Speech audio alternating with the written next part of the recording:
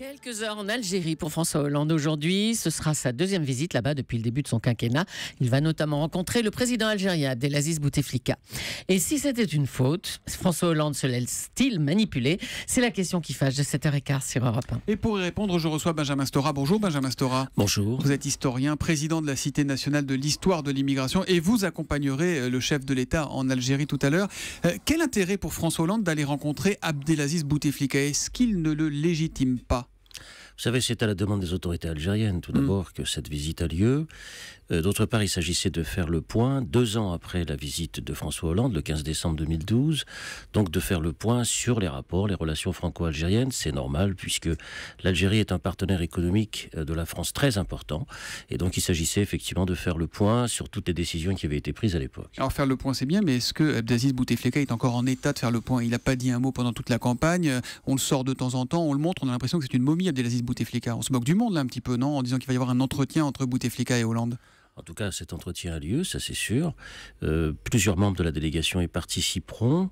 Moi, personnellement, je n'ai pas rencontré un Bouteflika depuis précisément cette fameuse rencontre de 2012, donc je ne peux pas me prononcer personnellement sur cet état de santé. Il a donc fait un AVC très grave. Hein, voilà, Oui, tout à fait. Il a été plusieurs fois, disons, soigné, à plusieurs reprises, bien entendu, mais personnellement, encore une fois, moi je ne l'ai pas rencontré, donc je ne peux pas me prononcer sur son état de santé. Mais est-ce qu'il n'y a pas un risque quand même d'être instrumentalisé par les institutions là-bas?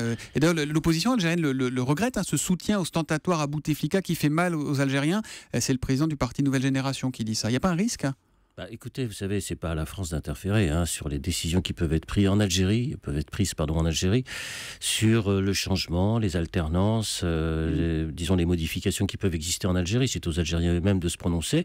Et il y a effectivement toute une compétition politique, c'est indéniable, qui existe en Algérie entre différents prétendants, que ce soit à l'intérieur du pouvoir actuel. Les différents noms ont été avancés, comme Ouyahia, comme d'autres encore, comme le responsable du FLN Saadani. Mais enfin, on connaît très peu en Algérie le personnel politique algérien. On parle beaucoup de l'Algérie sans connaître vraiment le personnel politique. On sait qui dirige vraiment l'Algérie aujourd'hui. Et puis il y a aussi Ali Benflis qui s'est présenté, Amrouche, ce sont des personnages très importants du sérail politique, de la vie politique intérieure algérienne.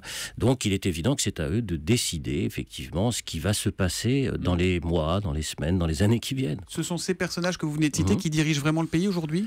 Oui, ce sont à la fois des hommes de l'opposition, que je viens de citer en vrac, bien sûr, mais il y a aussi, bien sûr, le rôle joué par les États, enfin, comme dans n'importe quel État aujourd'hui, le rôle des services algériens, on le sait, qui jouent un rôle très important. L'armée algérienne, bien sûr, joue un rôle très important, surtout dans une situation sécuritaire. On aura peut-être l'occasion d'en reparler si on a le temps, parce que c'est ça qui motive essentiellement la visite de François Hollande en Algérie, c'est-à-dire c'est d'abord la lutte contre le djihadisme, notre intérêt commun. L'Algérie joue un rôle extrêmement important. C'est la plus grande frontière méditerranéenne, c'est le plus grand pays méditerranéen, l'Algérie, 1200 km de côte, est aussi le plus grand pays à la frontière saharienne, la plus importante, le Mali, la Libye, la Tunisie, bien sûr, etc. Donc, que ce soit au niveau de la mer Méditerranée ou de la mer saharienne, l'Algérie joue un rôle absolument décisif sur les questions de sécurité, mais également sur la question de l'immigration, dont on parle tant, et c'est pour cela d'ailleurs que j'accompagne le président de la République en Algérie. C'est notre allié aujourd'hui, l'Algérie, vraiment, on a des rapports, parce qu'on sait que les rapports ont été très compliqués, d'ailleurs lors de sa précédente visite, François Hollande a réussi à désamorcer, on va dire enfin, ces rapports complexes entre la France et l'Algérie. Aujourd'hui, on a des relations saines, sereines et vraiment d'alliés, d'égal à égal avec l'Algérie? Il n'y aura jamais des relations tout à fait normales avec l'Algérie, vous le savez.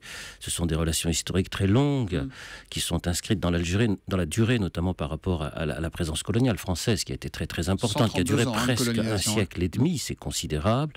Et donc il y a par conséquent des relations passionnelles, notamment sur le plan mémoriel, puisque ce sont aussi des questions qui sont très discutées. Donc les relations sont toujours complexes, difficiles, passionnelles, comme entre deux grands pays aujourd'hui qui se respectent, bien sûr, mais qui ont à envisager ensemble un certain nombre de défis sur le plan économique, sur le plan social, notamment par rapport à la jeunesse, notamment la jeunesse algérienne, sur le plan migratoire et sur le plan sécuritaire. Ça fait beaucoup de projets, de discussions, de réflexions à avoir entre, naturellement, les chefs d'État. François Hollande qui avait reconnu devant le Parlement algérien le 20 décembre 2012 les souffrances infligées par la colonisation française et ce qui avait un peu apaisé les esprits. Dernière question, Benjamin Stora. Quel est le conseil que vous allez ou que vous avez glissé discrètement à François Hollande avant cette visite ? Vous savez, le président de la République décide par lui-même ce qu'il doit décider, ce qu'il doit dire. Mais il écoute quand même, il écoute. Il écoute, bien sûr. Enfin, c'est pas un secret, c'est pas un mystère de dire que je le connais depuis maintenant de nombreuses années, bien sûr. Je l'ai accompagné plusieurs fois en Algérie, pas simplement lorsqu'il était président de la République, bien sûr, c'est connu. Non, moi je crois qu'il faut essentiellement donner un signal fort par rapport à l'immigration algérienne en France, qui est forte de plusieurs centaines de milliers de personnes aujourd'hui. Un signal d'ouverture. Un signal d'ouverture, un signal aussi où il faut qu'ils se sentent bien dans ce pays, ce grand pays qu'est la France aujourd'hui. On sait qu'il y a une concertation qui s'ouvre, notamment sur les questions de l'islam en France. Donc il y a là aussi toute une série de gestes, de discours, de paroles qu'il faut prononcer sur cette question. Merci Benjamin Stora d'être venu sur Europe 1 en direct ce matin. Vous n'avez pas écrit son discours au chef de l'État, c'est pas vous la plume. Non, moi, vous savez, j'écris mes livres, par exemple Les Clés retrouvées aux éditions Stock. Une enfance juive à Constantine, voilà, qui a été publiée au mois de mars chez Stock. Merci Benjamin Stora d'être venu en direct sur Europe 1 ce matin. Bonne journée à vous.